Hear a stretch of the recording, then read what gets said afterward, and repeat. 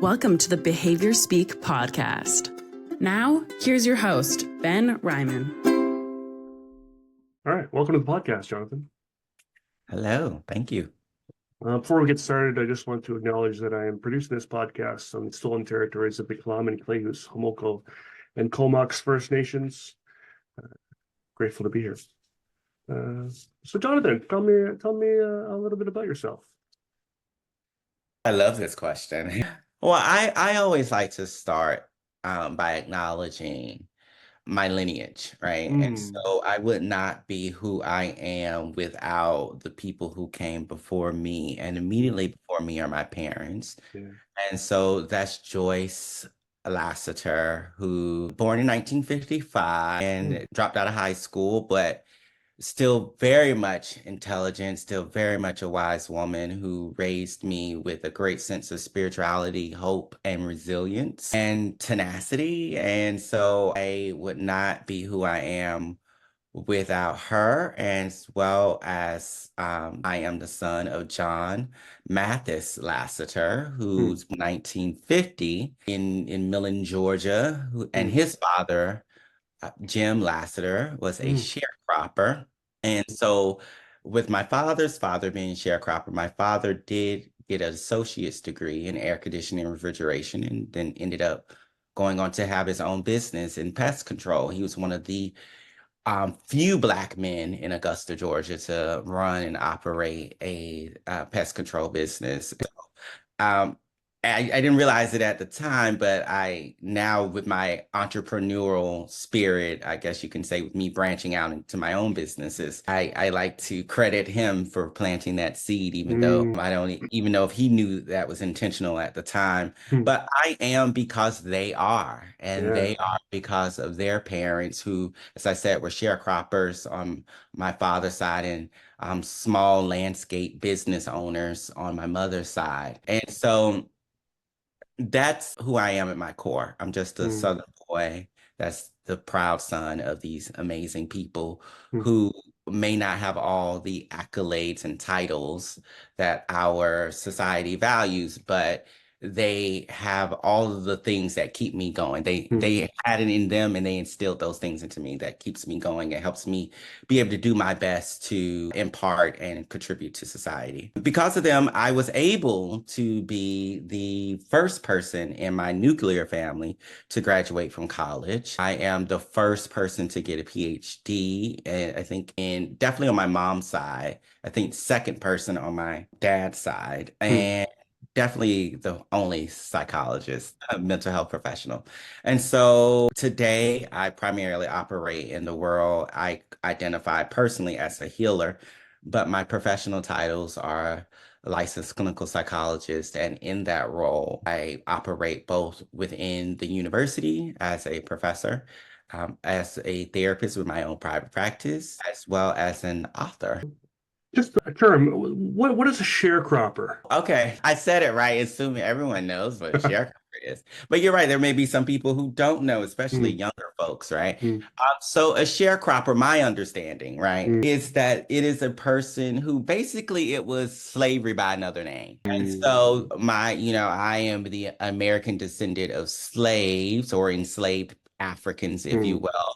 And so they were people who were once enslaved. After emancipation, they pretty much did the same jobs as slaves, except for now they had to be paid. And I put that in air quotes because what sharecropping did was that it made sure that people stayed in debt forever and never actually got financial freedom. And so they worked the land of their former enslavers, but their enslavers would charge them for housing, they would charge them for those tools, they would charge them for seeds, and any of the crop and profits that they made, they would then have to pay back those former enslavers, and therefore they just remained in debt because they always ended up owing more than what they made. So essentially just a different set of chains.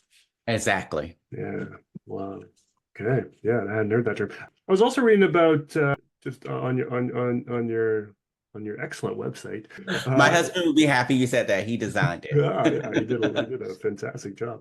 I was reading just about kind of your identity. So just gonna kind of read this out, and I wouldn't mind unpacking it a little bit.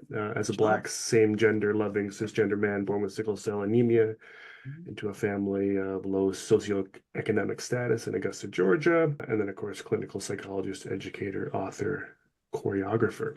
So lots to unpack there. I'm also curious, and maybe I'll ask again after, is how you even have time to maintain a private practice with everything else you're doing. I see a lot of folks that are out there doing this kind of work, and it's great that you're still practicing and, keeping those skills going. So that's lovely. But we'll come back to that in a bit, maybe. The first question I have about is a term I've never heard this identity described this way as same gender loving. I'm curious why you use that term. I haven't heard that before. Yeah, that is a very intentional Mm, and specific term that I use. It is same gender loving is coined by Dr. Cleo Monago, who is a activist and cultural analyst or critic, if you mm, will, out of Los Angeles. He did this amazing thing where he started this network of community-based support groups slash educational groups, if you mm, will, particularly for Black men who were same-sex attracted or bi-sex attracted. And in the 1990s, he coined the term same gender loving to really speak to the unique experience of what it was like to be a Black man who was also same-sex attracted or bi-sex attracted, because mm. to speak to the intersectionality, we have now, the term intersectionality is popular, but Yeah. he was alluding to that even before that term became as popular as it is now. And I first learned about that term when I moved to New York City. So I'm originally from Augusta, Georgia, born and Mm, raised there. I went to college in Milledgeville, Georgia, which is a small little country town. And mm, then when I applied to graduate school, like a year after graduated from college and didn't get in. And long story short, I ended up moving to New York to do AmeriCorps. And while in AmeriCorps, I was, looking for community. And so I found this group called Black Men's Exchange. And mm, Black Men's Exchange is this educational support group that Cleo Monago had started. And it was the New York chapter. And so it was a bunch of Black men who are same-sex attracted or bisex attracted meeting in this gentleman's apartment in Harlem. And mm, we get together and we would talk about what it meant to be Black and same-sex attracted, bisex attracted. And I heard of these people start just using this term, mm, as a gender loving man, as the same gender loving man. I'm like, what's same gender loving? And so that really blew my mind. And I really like the specificity mm, of that term. And so I adapted that for myself. I grew up reading about Black heroes like James Baldwin and mm, Langston Hughes and Lorraine Hansberry and Bayard Rustin and all of these people, Audre Lorde, mm, who were definitely both Black and same-sex attracted, but very much, I don't want to say led with, but I would definitely say prioritized in certain ways the plight of Black people.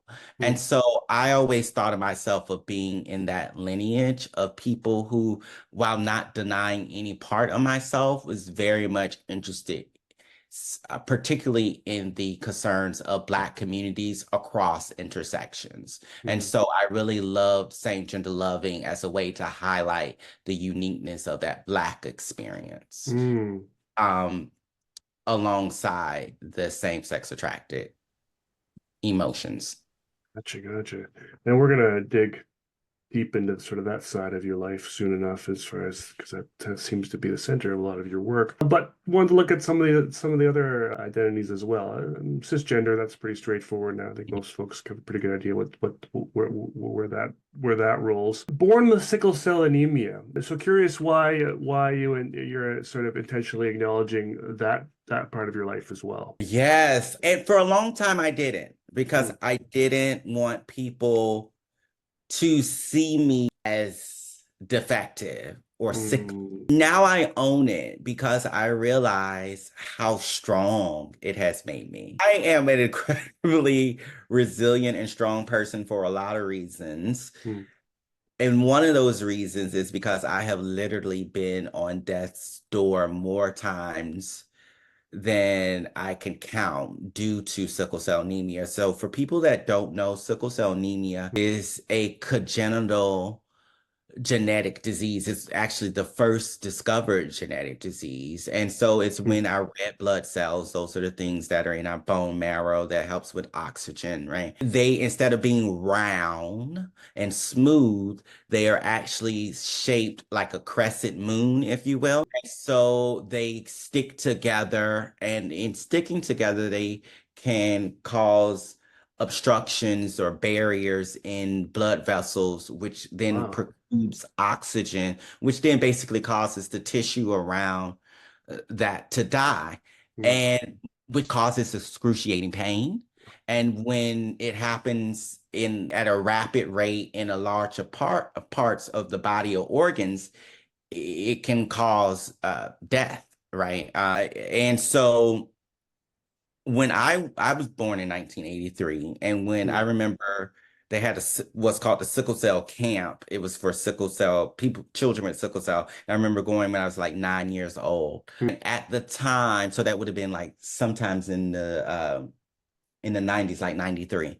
And so at the time, in 1993, I think the life expectancy was maybe like 30s or 40s for people Wow. with sickle cell anemia. So right where you are. Yeah, right. I just turned 40. And so when I turned 40, it was a big deal for me because I was like, oh my gosh, I'm still alive.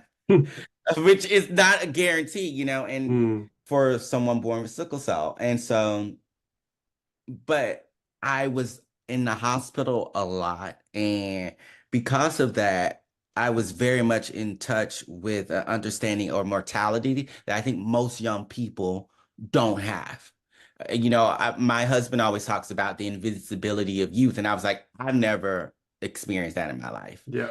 No, I don't know what that's like. I've always been like, I could die at any time. And Yeah. that's a very real thing. That's not hyperbole. And so because of that, I have been very intentional and very like focused in my life. Like, I got to get this done. I got to get this done. And that has served me to a great extent. In some ways, it's sort of kept me from being present, which I'm now sort of working on at this stage in my life. But as a young person, it really propelled me forward because I was like, I don't know when this thing might stop. So let me try to get it done.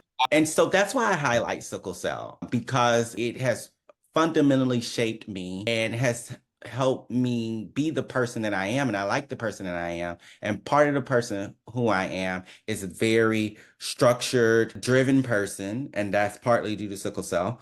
And I'm also a very spiritual person. And that's partly due to sickle cell too, because again, it forced me to, again, be in touch with mortality and existential concerns from very early age. Right. Furthermore, in a very real sense, I saw the work of God, or what I call God, in my life, because according to science, I should be dead. So my life is going against the scientific norm, the statistical norm, right? Yeah. And this is the most I've ever heard about sickle cell anemia, so I appreciate some of the education here. I've also heard some reference, and please clarify, that sickle cell anemia is either, more common in Black folks or it's only in Black folks. What's sort of the connection to the Black population? Yeah, I believe the statistics are that 90% of people with sickle cell are of African descent. However, it's not exclusive to people of African descent. It's the African and Mediterranean continent. And from my understanding, and I'm not a hematologist, so forgive me if I get things wrong. My understanding is that it was a genetic mutation that came about for people in those regions because to malaria. So malaria was a big thing. And so then the cells ended up changing. And so in sickled cells, malaria can't really live, like the cell breaks apart or something like that. Oh, interesting. Yeah, and so it is genetic mutation, basically an attempt to adapt Yeah, yeah, that yeah, environment where malaria was killing a lot of people. yeah. But then, of course, it causes its own issues, Right. and people don't have to deal with malaria anymore. Yeah, yeah, yeah. So a protective factor with Mhm. a lot of side effects. Interesting, interesting. Yeah, no, I definitely want to, I would like to find, like you said, a hematologist or someone that could come on and tell me more about it because it's, as I've been doing this podcast and I've been talking to a lot more Black folks, certainly more than I've ever talked to in my entire life. I start reading more and more, and sickle seems to pop up every now and then in those conversations, and I didn't really know why. Yeah. Yeah, interesting. Okay, and then the clinical psychologist educator. I think that's pretty straightforward. Tell me a little bit about being an author. I see a couple books behind you. I know I read a little bit about, at least I think maybe the book on your right, my left, maybe is the only book of its kind Mhm. written. So tell me a little bit about the some of the books you've written and that work. Yes. So again, having grown up reading a lot about Black heroes and pioneers, if you will, I always thought to myself, if these people could do these things in their time with so many obstacles, I can do something too to help my people, right? I always had Mm-hmm. this sense of wanting to help Black people. And so part of that for me is I do that through writing and through speaking because I wanted to get it beyond, just one person at a time. Sure. And so this project, the first book I published one book. I'm in the process of writing my memoir, which would be my second book, Cool. and that will come out June of next year. It's the Mm. tentative date, June of 2025. So, but the first book, Black LGBT Health, the Intersection of Race, Gender, and Sexual Orientation, is a book that I co-edited with my great friend, Dr. Lourdes Follins, who is a licensed clinical social worker and who has a doctorate in social work. She practices in Brooklyn, New York. But she and I met like back in 2011 at a training about doing research with racial and ethnic groups Mm. that the American Psychological Association was hosting. And we kept in touch. And I think around 2016, she sent out an email. 2015, she sent out an email. 15, 16. She sent out an email saying, hey, these editors, these publishers asked me about doing a book. Is anyone interested? And I knew I always wanted to do a book because, again, I grew up reading all of these Black people's books like Bell Hooks and James Baldwin and all these folks Sure. and Toni Morrison. I was like, I want to write a book. So at the point, I was like, sure, like sign me up. I like Lord. So I was like, sign me up. And I was very junior. I had like just graduated from grad school. And so I was doing my postdoc in New York City. And I guess no one else was interested. And Mm. so she was like, all right, Jonathan, you said yes, let's do this thing. And so long story short, we ended up, putting in a call for chapters and we wanted people to write specifically about Black LGBT health, both mental health and physical health. And we wanted to make sure that they highlighted resilience and positive aspects because so much of what has been written about Black LGBTQ plus communities it has been focused on all the things going wrong. Mm. So while we definitely need that research, if that's the only picture we get, we sort of get this picture that Black LGBTQ health plus people are only suffering, right? They only have things going wrong with them. So we want to highlight both sides of that coin. And we also were very intentional that we wanted people who were part of the community to contribute to the book Mm-hmm. because due to the ways in which white supremacy and capitalism operate, most of the research done on Black LGBTQ plus communities is done by white folks who are not part of the communities because Mm. because however, do make up the majority of the mental health field as well as the medical field. Mm. So we were like, if you're going to contribute to this chapter, you also have to be part of the community. And so we took a for us, by us approach.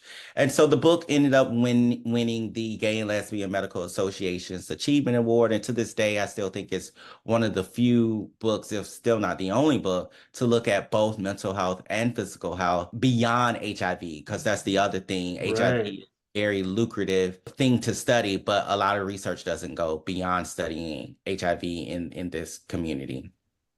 Yeah, so true, so true. Wow, that's amazing. Okay, And cool. so the second Yeah, book I'm working on now is yeah, my memoir. yeah.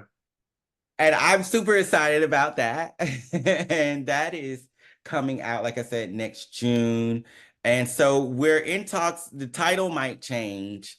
But the title right now is based off an essay in the book. It's a book of essays that basically share my journey of going from my father's son as a little boy and all the things I experienced there.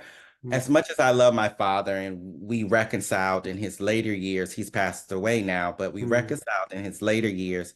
He was very homophobic and did a lot of damage when I was growing up. And that really, as I said, did a lot of harm, and I had to unlearn a lot of that. So I share those stories in the book. But now what I understand is that my father was a product of his environment, and his environment told him that Black men can't afford to be weak or soft because the world will eat them alive, right? He had saw his father disrespected in a white supremacist capitalist world that did not value him. And he didn't want that for his son, right? And so out of, again, I think a desire to protect me, he tried to make me tough, but in doing that, he engaged in what bell hooks calls soul murder, which was basically trying to cut off all my emotions and punishing me for showing anything besides anger. And so I had to work through that. But in the book, I talk about that, but I also trace it to those white supremacy capitalist roots, right? And also talk about my journey of becoming a psychologist, because only 5% of psychologists are Black and less than 1% are Black men in the United States. And so I talk about that journey and the racism that I experienced in that process, and how the field itself is very much based on the experiences of white people and white undergraduate white women for the most part, because most of the research, if you go and you look at the participants, a lot of professors are just having their students fill out surveys and then writing up things and publishing it as if it's universal. Wow. And you're only 40, so why did you decide to write this now and not maybe put something out when you're like 70? Well, maybe I'll write a second one when I'm 70. No, you know what it was? It was, well, again, I always know I want to write a book. I a lot of books.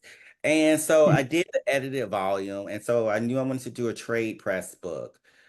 And I had been reading a lot of people's memoirs. A lot of people are putting out memoirs in their 30s and 40s. So not unique in that sense. But again, I think the issue, so I'm using memoir to tell a bigger story, right? The issues that I want to draw attention to is the role of whiteness in society and in the mental health field in particular, but also how whiteness influences all of our mental health. Like, because of the values of Eurocentricity, which values individualism, which values competition and materialism, all of us are suffering. And then we create a mental health system where its primary goal is to treat people as individuals and put the onus on the individual for getting better. While most of the time we're not acknowledging the systems, we're also not bringing in community and family in that healing process. And we are patching them up to go out and produce more in a capitalist system. That's how whiteness and capitalism influences the mental health field itself. So mental health practitioners then become tools of whiteness and capitalism. In their minds, though, they probably don't think that. Because whiteness is often invisible, right? But I want to draw attention to those issues. And so using stories from my personal life to do that. And so that's why I said, let's do it. Yeah, cool. And so true. Like all of that is sort of bang on to sort of how everything kind of works in our system right now. Like, I don't want you to read your memoir to me, but I am curious about sort of why you decided to go into psychology and a little bit about what that journey was like for you. Yeah, and listen, I'm happy to talk about a memoir. Why did I decide to go into psychology? So I've been asked this before. What I always say is because I did not understand the people in my family. Mm, That's number one. It grew from there. But as a little kid, I remember like my parents telling us, if you do this, you will have this consequence. And I've always sort of been like a very like by the book, like, straightforward person. So I was like, cool, I'm not gonna do that. My siblings, on the other hand, were like, they would do it and then they would get the consequence and then they would be upset. And mm, I would be confused. I was like, but you knew this was going to happen. So I was like, what's wrong with these people? And then also, so that I think were the initial seeds of like me just being curious about how the mind works. Of course, I mm, didn't have the language of psychology. I even knew it was a thing at that point, but mm, I was just curious about how the mind works. Then, as I became a teenager and my sexual orientation became something that was harder for me to suppress, mm. I started to have my own experiences with depression and suicidality. It was Sure. very much passive suicidality. I was never at the point where I could take my own life, but I used to pray to die because, again, I grew up in a very Christian, Southern Christian household. And because again, having sickle cell, like wasn't this abstract thing to me. God was real. And Mm, so I believed what I read and what I was told about God. And part of that was that God had destroyed Sodom and Gomorrah and didn't, anything besides heterosexuality was bad. Of course, going through college and graduate school, I have much more nuanced readings of those texts now. mm, But at that point, I didn't. So I was very depressed as a teenager. And so that also got me interested in mental health as well. And so when I went to college, I decided to study psychology and I thought I would be a psychiatrist. But then I shadowed some psychiatrists and they were doing mostly medication management. I said, oh no, I actually want to like talk to people and figure out why they do what they do. And so then some of my professors was like, well, you need to get a PhD. And so I mm, ended up getting a PhD. And while in grad school, I actually did a lot of my training in hospitals, mm, working with people at the intersection of medical illness and mental illness. And that was, even though I had had my own journey with um, sickle cell, I didn't necessarily realize the role that psychologists can play in helping people cope with illness mm. until graduate school, because I don't remember ever seeing a psychologist or therapist bedside as a kid. I definitely needed it, and definitely my mom needed it, right? But Mm. part of the thing that I learned in grad school was just how important it was to have mental health professionals be bedside when people are hospitalized for medical issues, and how it helps not only the person with the medical condition, but also their loved ones, because Sure. any sort of illness affects a whole family Mm, unit. So I got into that, but it wasn't. So a lot of my work, is still at that intersection of physical health and mental health. But then I learned about African-centered psychology, and that wasn't until like maybe my last year of graduate school. And long story short, African-centered psychology is psychology that really looks at what it means to be human from from African understanding. And when I say African, not contemporary African societies, but pre-colonial African society mm, mm. like Kemet and the Yoruba and the Bantu Congo, and how they made sense of what it meant to be human and how they structured their societies, and then using that as um, sort of guide map about how to interact with each other and to live and understand health, not in that we try to recreate these societies, but that we prioritize those values that they had over the sort of contemporary values of materialism, capitalism, individualism. Gotcha. And then, so what was your experience like? So undergrad, like first off, when you went to school and you were taking sort of these intro psych classes and then kind of getting into psychology, were you in a type of school where were you attending predominantly white institutions for your training, or were you Oh, in, yeah. yeah, and so what was that like? Because I know you you write a lot about sort of Black psychology and things sort of specific to Black psychology, and I had the opportunity to have Dr. Evan August on the Yes. podcast a while back, and he really enlightened me about the history of Black psychology from its early days, and, things like how most of the research for diagnoses were done on sort of Black and brown folks, and most of the research on treatments were done on white folks, because they're the ones that deserve the treatments. The Black folks didn't deserve the treatments, and the Black folks were the ones with, quote unquote, more defects or whatever. And so it made more sense to sort of, in their minds, to sort of, use that approach. And of course, leading all the way up to the formation of ABSI after Dr. King spoke at APA. It was at 69, I think, around 70 there.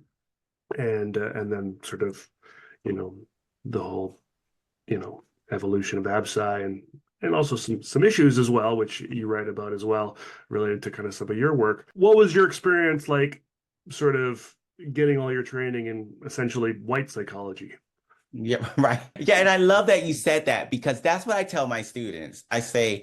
I tell my undergrads and I tell my graduate students, I say, what you are learning is Eurocentric psychology. No one's probably going to call it that except for me, right? Or if you get you happen to be lucky enough to be taught by another African-centered psychologist or someone who's trying to decolonize psychology. Because I think the whole call to decolonize psychology is growing louder, Yes. but still relatively new. But it is a Eurocentric psychology. And so that's what I was taught.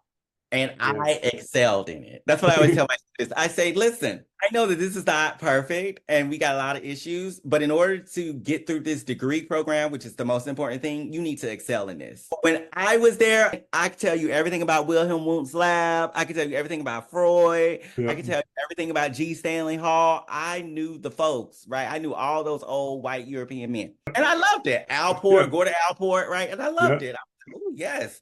Right, because that's all I knew. Yeah. To me, that's what psychology was. And so I was trained in these predominantly white institutions. In undergrad, there were no Black professors, mostly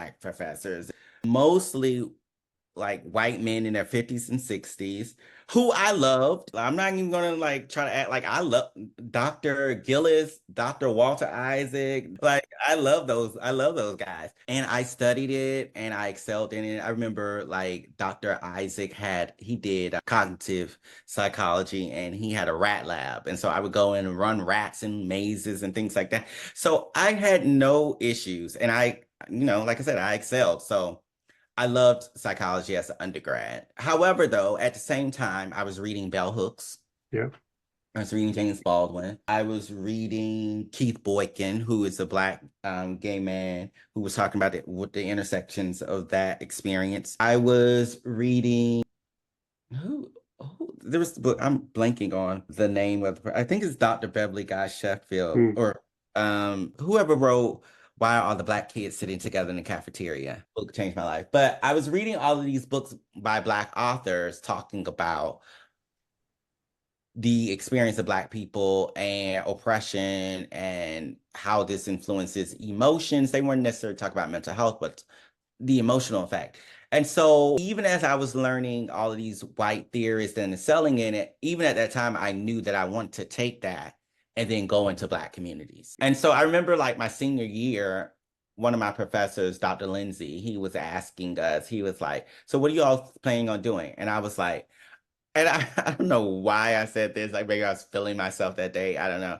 But I said, I'm going to go work with Black people because white people have enough people helping them. And it was like me and my good friend Marquita, who we're still friends today, but we were both psych majors. We were only non-white people in the classroom. But even Dr. Lindsay was like, no, you're right. We have a helping us. So And so after that, I knew I wanted to go to grad school. Again, maybe I would do psychiatry, but after I figured I was going to go get a PhD, I really wanted to go to Howard because, again, I wanted to focus on Black people and be taught by Black professors. I had none in undergrad. And so I only applied to Howard. I did the thing you're not supposed to do. I only applied to one graduate school, and that was Howard. And I did not get in. I got an interview, but I did not get in. And I was devastated. And long story short, I ended up reapplying the next year, but I cast a much broader net. And I ended up getting into several schools. But again, a lot of them were predominantly white faculty, and they did not seem to prioritize diversity. And so I ended up going to the California School of Professional Psychology in San Francisco. And the way I actually even learned about that school was that I was looking at Black psychologists who I had heard of, and I would look to see where they went to school. And this school had came up on a couple of their CVs. And so I was like, let me go there. So there I had psychologists of color teaching me. Still I only had one Black psychologist teach me, and he was an adjunct, and he taught my family systems class. And his name was Dr. Kevin Washington. I came to find out that he was past president of the Association of Black Psychologists. Wow. Didn't even know that at the time. And so my experience was that, again, I continued to excel in Eurocentric psychology, but and my professors were pretty good. But when I went to my practicum experience or my clinical experience where I started to train how to be a therapist, my supervisors were really racist. And they were racist in both explicit and subtle ways. I remember, again, I was in San Francisco doing my clinical work, and Oscar Grant had been murdered at the Fruitvale station. We were in group supervision. I'm the only Black person there, and it's mostly white women and a supervisor, white man. And this woman said something like, this is horrible, but we have to stop treating Black men with kid gloves. And I was floored and shocked. I was like, this guy was just murdered for doing basically nothing. Like we've all seen the videos of white people literally cursing out cops and nothing happens to them. Sure. But then you have people doing nothing, but at most maybe walking away or even running away, and they're being murdered. I don't think that's kid glove. Furthermore, we definitely know with Black children and some of the research with Latinx children as well, they're seen as adults more so than their white counterparts. Yes. And so while I have white acquaintances who were like drinking and drugging in high school and like vandalizing stuff, and I was like, y'all was some delinquents. And they were like, youth. And I was just like, no, but you was Black, be in jail, right? Like, so it's those sorts of things. So when she said this, I was like, this woman is sick and delusional. Meanwhile, though, like, she's working in a predominantly Black school as the therapist. And so I just started to come up with a lot of those experiences. And of course, my supervisor said nothing to correct it or anything like that. But and then as the only Black person and as a student, I'm disempowered to say anything. Sure. So it was just me having to digest a whole bunch of anti-Blackness in those spaces, but kept saying to myself, but once I get this degree, I'm going to use it in a way and use my voice to talk back against all of that stuff I had to digest in order to survive in that space. While I definitely had no problems excelling in the space, it was definitely isolating because I was often the only Black person in those spaces. And it was definitely not an affirming space. And again, while no one necessarily said anything to me directly that was anti-Black, there were a lot of anti-Black statements about the communities that I cared about. You've got a lot of great writings. One article that I was particularly drawn to was this one that was published in the American Psychologist in May of last year. Black sexual and gender diverse scholars' contributions to psychology. Mhm. First off, it's just, I mean, for me, it's a list of people I'm going to reach out to try to interview. Number one, Great. it's a great resource. But a few things that kind of stood out for me early in the article, sort of in the lit review kind of section, was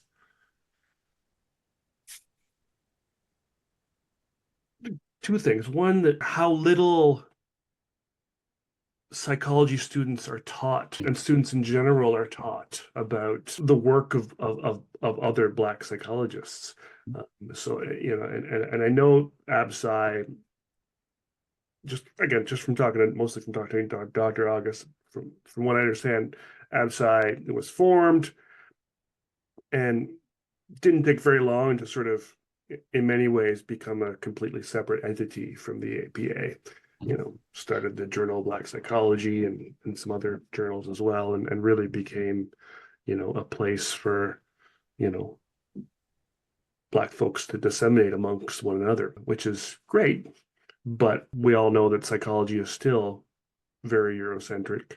We know that, I think, you know, depending on the discipline of psychology. So it's sort of anywhere from sort of 3 to 4.5% of psychologists are Black, and so really this is that 4% talking to each other is what ABSCI essentially is. And I've had the privilege of sitting in on some of the live Zooms of ABSCI. In fact, the recent one that you were just in, I think last week, and you know, and they look like wonderful conversations and lots of good come out of that. But it's all, you know, compartmentalized in this 4% group. And sort of and similarly, you know, we see similar sort of comparisons of sort of contributions of women versus men and all these kinds of things. But Black folks in particular, and Indigenous folks to even more of an extent, because they're kind of more on that less than 1%. Yeah. And Thanks to genocide. I joined the Society for Indian Psychologists last year as sort of they have an allied membership. They have sort of 200 members or something like that, you know, so, you know, it's wild. But there's so much good stuff coming out of Black psychology, and yet can you just unpack a bit about sort of, maybe it's sort of obvious, about kind of why and why we don't know more about sort of Black psychologists? Is it just racism and that's pretty much it? Yeah. I mean, it's a simple answer. Yeah. White supremacy. There you go. Yeah. So no, I mean, imagine if you had people learning about people en masse, learning about being taught how to actualize a different way of being that did not support the siphoning of power from the masses to the few. Imagine if you had them learning about how to define themselves outside of material goods, right? That's a real threat to capitalism. Right? That's a real threat to keeping people chasing after a carrot for their self-worth. So white supremacy capitalism does not want people to know these things. They want to keep it as fringe. They want to keep it as, you know, this is unscientific. Those people don't really know what they're talking about. Meanwhile, those people were the ones thinking about studying, sharing, dispersing this knowledge for millennia before the rise of Europe. Millennia before the rise of Europe. Right? So I have to teach my students that, yes, we have 1968 being when the Association of Black Psychologists was founded in the United States, but African-centered psychology, or SAKU, as Dr. Wade Nobles talks about it, was happening millennia. It was happening way before colonization, way before anyone wrote it down, right? We have the oral tradition, the Egyptian mystery systems, right? We're talking about what it means to be human and what it means to live a life or morality and order, balance, harmony, etc. These principles of Ma'at, right? That's psychology. So that was happening millennia before. You get Aristotle and his desire to dominate and to have knowledge funneled through Europe, and then it trickles down from there, right? So it's about power to keep a particular group, whiteness on top, capitalism on top. That's why we don't hear about it. It's this very simple answer. I believe it. I think and in fact, this is just sort of, it's a conversation I've had a few times around how white supremacy is so built into our world that we often don't realize it's white supremacy. And because you don't sort of, I don't think one sort of thinks of psychologists as capitalists. I mean, they are, because they're in this society. I think maybe that's the problem, is that there's sort of this vision of capitalists as all being, the greedy billionaires. They're the capitalists, and everyone else is, just a victim of their, I think there's sort of thought that the 99% is not capitalists and the 1% is, kind of thing. Have you had conversations with or with white psychologists sort of about this and kind of why they're not bringing this up more in college programs and that sort of thing? So I'm curious what their thoughts are. Maybe I just need to go ask them. Yeah, I definitely encourage you to ask them. But what I will say is that that's sort of what the book is about. So all the white psychologists, go out and get it. All the people interested, go out and get it when it comes out. But outside of the book, I have decided to not place my energy to talking to white psychologists in that way, right? Again, the book is doing that, and I'm happy to tour the book and have those conversations when the book comes out. Yeah. However, outside of that space, I spend my energy talking to Black students. Got it. I spend my energy talking to other Black mental health providers. I spend my energy talking to Black mental health communities, families. That's where I spend my energy. So we talk about, a lot of times non-Eurocentric psychology, the psychology of indigenous folks, of Latinx folks, Asian American folks, Black folks. White supremacy characterizes it as niche, right? Or some sort of specialized understanding of it. And they do silo it, right? And my thing is, continue to call it niche all you want. I actually don't care what Eurocentric psychology labels it anymore. Right. I am not interested in talking to or trying to get them to do anything different, because I'm a student of history, and history has shown me that it's not going to happen, right? So 2020 came, everyone was reading all the books by brilliant Black scholars. Some of them had been out at least 4 years prior, and no one had read them. Then 2020 comes, this person is murdered by the police, and now all these books you shoot up on New York Times bestsellers list, right? And people were like, I want to do better. And then we get all these DEI officers, we get these commitments. And 2024, 2023, 2024, now everything's right. It's going in the opposite direction. Some folks, they'll call it the white lash, right? All right. This backlash against anything that is tried to decenter whiteness. So, and even more proof. If we're waiting on the white masses, not to say that there aren't some individual white folks, allies, et cetera, because there are, right? But if we're waiting on the white masses to do something, we're going to die waiting. And so, again, there's sort of projects I do that are public facing, like the book that's here. Everyone can read this. If you're 95% of my energy is going to speaking to the communities themselves who are affected by whiteness negatively, and how to resist and to operate from a place of self empowerment and self-determination. And healing in community. No, I love that. That makes sense.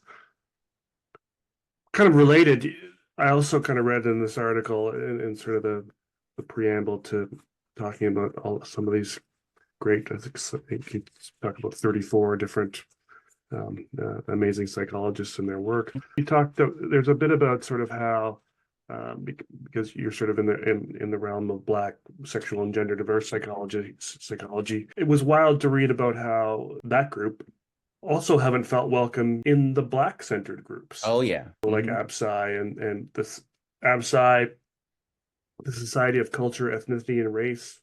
You think that might help? The Psychology of Sexual Orientation and Gender Diversity didn't welcome the sexual and gender diverse Black psychologists. What's happening there? Is that just, again, just like the last question, was it just racism? Is this just homophobia straight up? Yeah. Again, a simple answer. Yeah. Yeah, To unpack it a little bit more. yeah. So again, this is why I love that. This is why I personally identify with the term SGL, because it really highlights the uniqueness of being Black and same-sex attracted or bisex attracted, right? Because it really is a unique experience. So they're really, when you are a Black SGL person, you're not really accepted by whites and non-Black, because we know that there are anti-Black Asian folks and Latinx folks as well, right? You're not really accepted in the LGBTQ plus or queer community, if we want to use that as an umbrella term, due to anti-Blackness. And you're not really accepted in the Black communities because of heterosexism and homophobia, biphobia, transphobia, etc. Now, of course, I don't want to make blanket statements. That's not everyone's story, but it's definitely too many people's story. Put it that way. Yes. And so when you are a Black same-gender loving person, then you find yourself in this sort of interstitial place, right? This place in between. And for some folks, that can be incredibly isolating. However, going back to African-centered perspective, and this is what I do with my clients and my students who are part of these communities, that can also be a place of power. Because when you understand what it's like to live in this in-between space, one, you understand both communities, whereas those communities usually only understand one or the other, right? They only understand their own experience. You can understand both but both and perspective is also African-centered, always thinking about both and, not an either or. But one, you understand both and. Two, you also have the freedom to create yourself in the image that aligns most with your potential, because if you're trying to fit into either one of those communities, you don't anyway. So then you don't have to conform to those norms. You can figure it out and create yourself anew. So there's power there. And then we, again, going back to pre-colonial Africa, we know there's a tribe in West Africa called the Dagara tribe, who looked at those folks who we would call SGL today. They didn't have that language then, but they called them gatekeepers. And those gatekeepers were spiritual beings, spiritual folks who had the keys to both the physical and the spiritual world. And people came to them as the healers, the people to help. Hey, listen, I'm having this issue with my child's having this issue. Can you intervene in the spirit world for me? And so that can be a place of power, being in that in-between space. And so it can also be isolating and hurtful. So I don't want to minimize that. I want to say yes, and we can use that to move from a place of strength and power as well. Yeah, cool.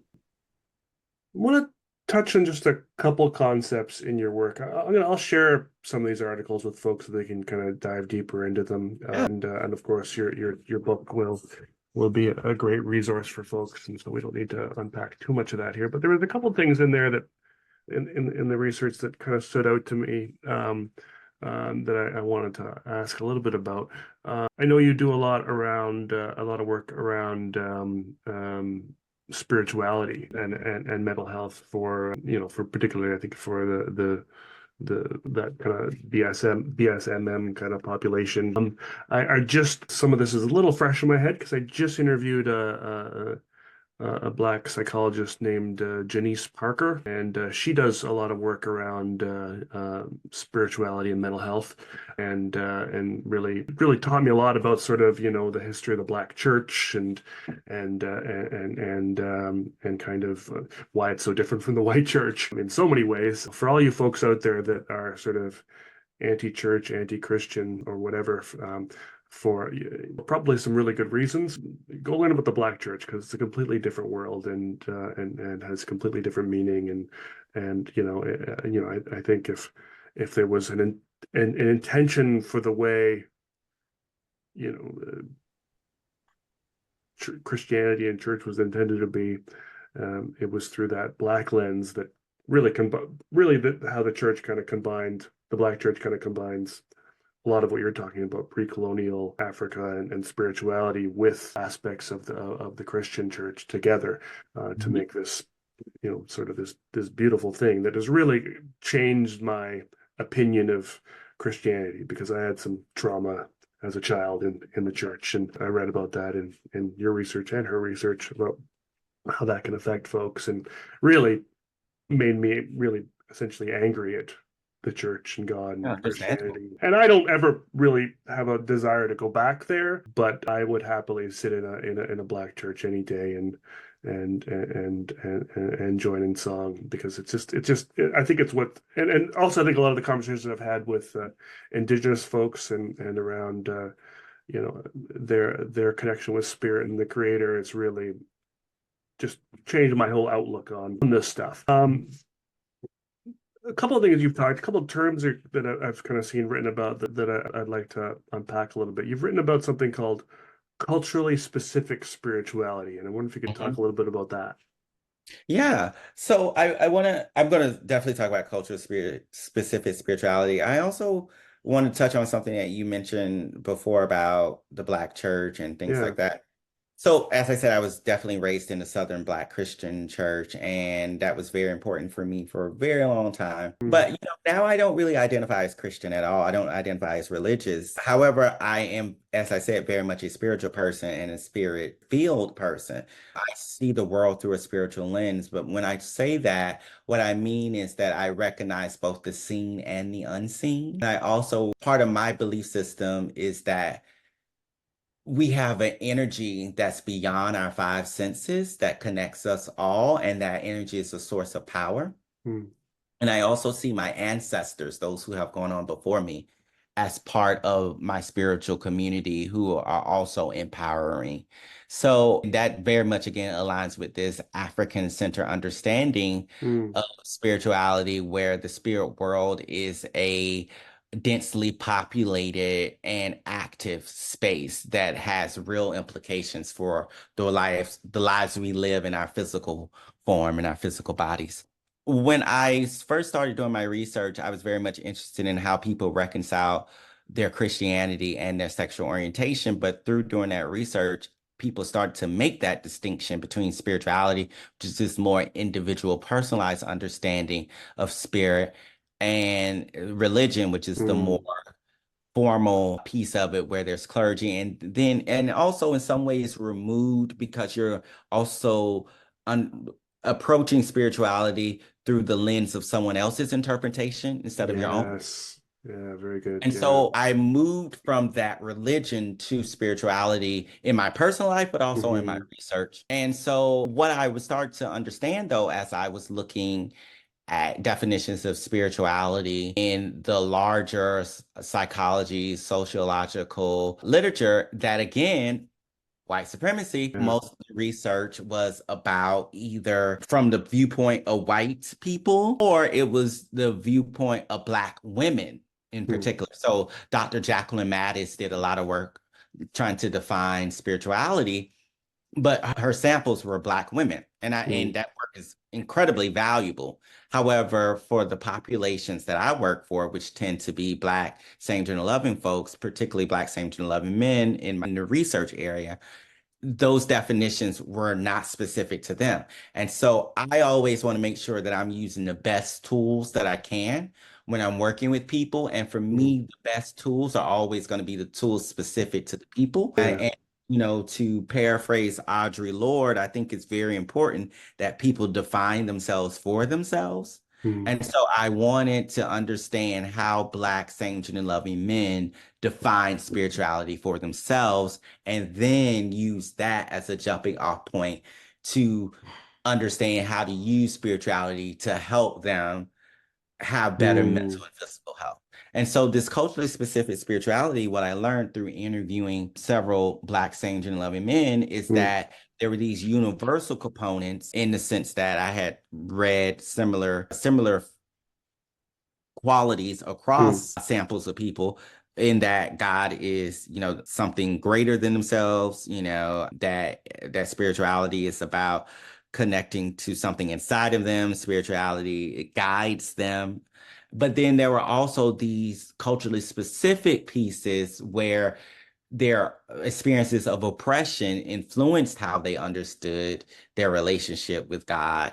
They also talked about how for them spirituality was about unifying both the masculine and feminine energy within them. They also talked about how for them spirituality was something that was not only a experience that happened in one lifetime or in this form, but something that continued throughout multiple lifetimes. And so, and when they imagined God, a lot of them saw God as this energetic or this androgynous figure instead of this masculine, feminine figure, or even a feminine figure.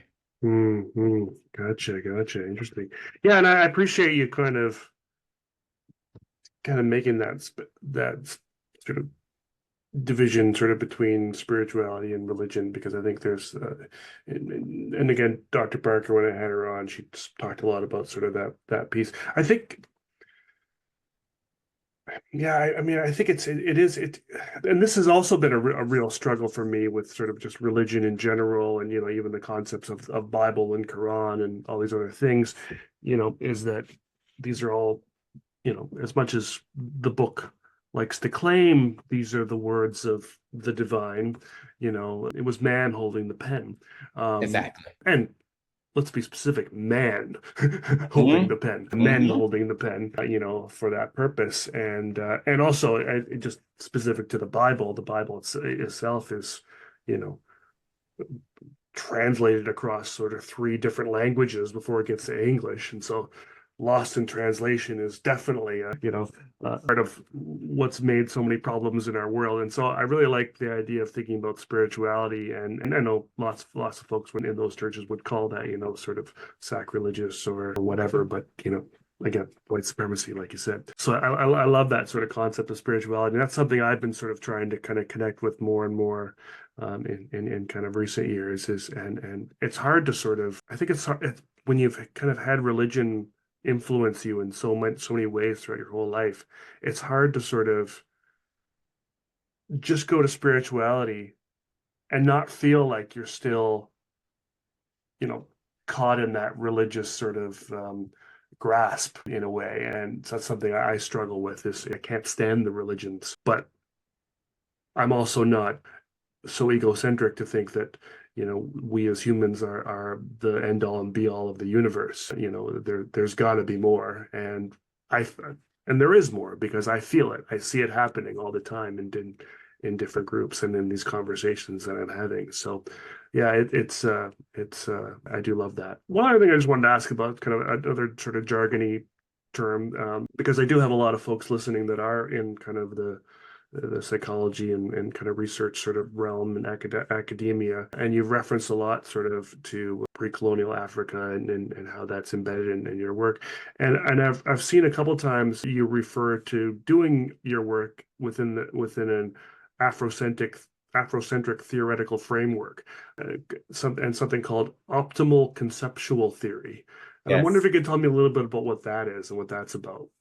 Yeah, my students will love this. I actually just put all of my graduate students through an oral exam where they had to explain to me African-centered psychology and optimal conceptual theory. Oh. I said, if you don't know anything else when you leave this lab, you will be able to explain this.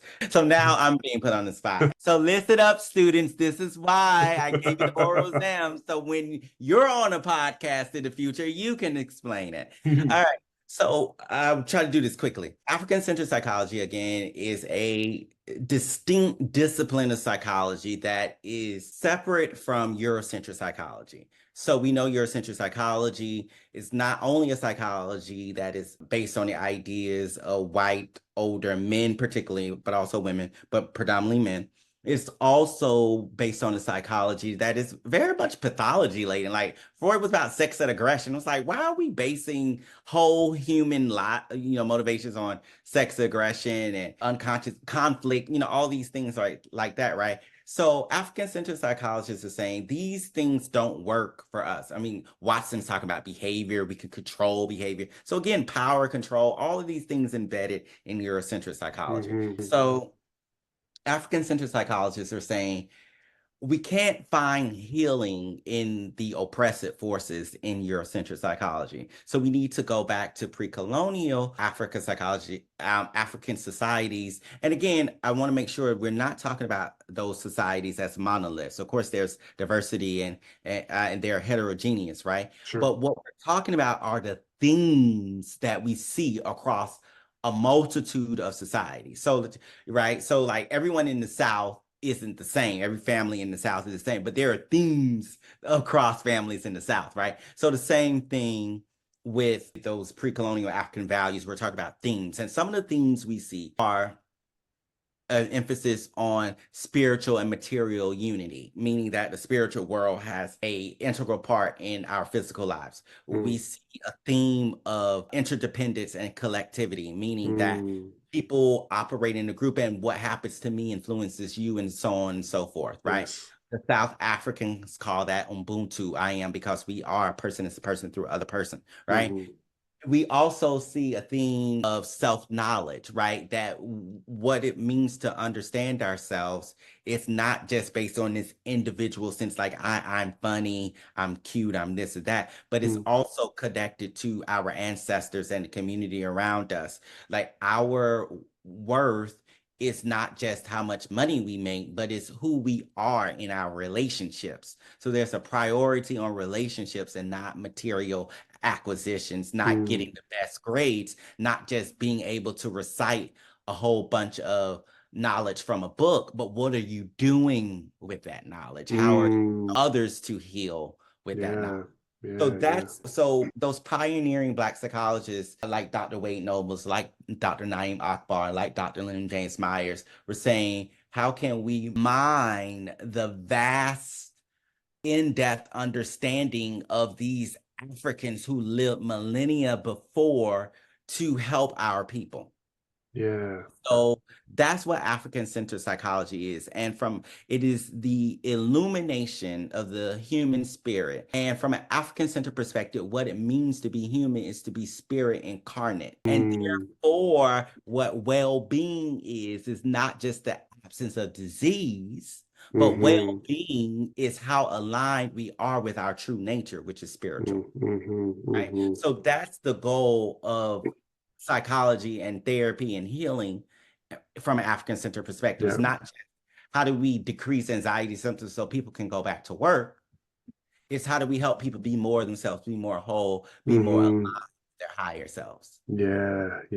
And so optimal conceptual theory is one particular theory up under that large discipline of African-centered psychology. And I want to say that again. African-centered psychology is a discipline of study, meaning there are many different theories, many different therapeutic approaches under the umbrella of African-centered psychology. The same way that we have behaviorism and humanism and psychoanalysis and CBT up under the umbrella of Eurocentric psychology. Yes. We have into therapy, we have belief systems analysis, we have culturalization, all up under the umbrella of African-centered psychology. And so OCT, optimal conceptual theory, is one theory under the umbrella of African-centered psychology, which was developed and divined through Dr. Leonard James Myers, who was also a past president of the Association of Black Psychologists. And basically, she says that the way people behave and act, respond, and understand and make meaning of their world is based on their belief systems. And she proposes two particular belief systems on a spectrum. There's the optimal worldview and the suboptimal worldview. The suboptimal worldview is aligned with what we would call Eurocentric values, individualism, capitalism.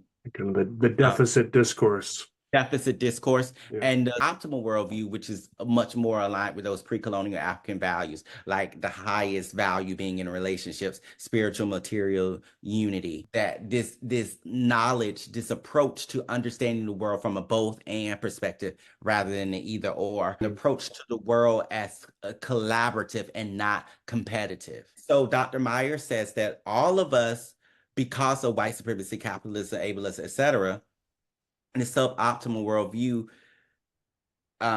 infects us all. And so we all are going to move up and down that continuum.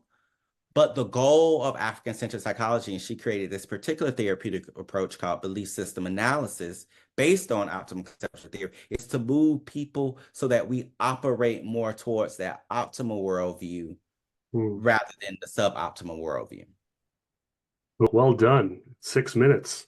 Yeah, great. How did your students do? They're working on it, but they're students. That's amazing. We've only got about a minute left. I just want to thank you for all the good work you're doing. I wanted to touch on the last piece of your identity, but I know we're out of time here, in that you're also a choreographer, and a dancer and an actor. And folks can certainly learn about all that on your website, which we'll link them to, and maybe something we can dig into another time. It was really, really cool having you on the podcast, and really cool to finally get you here and learn about all the great stuff you're doing. And I really appreciate you coming on. Thank you so much for having me. This has been great. Awesome.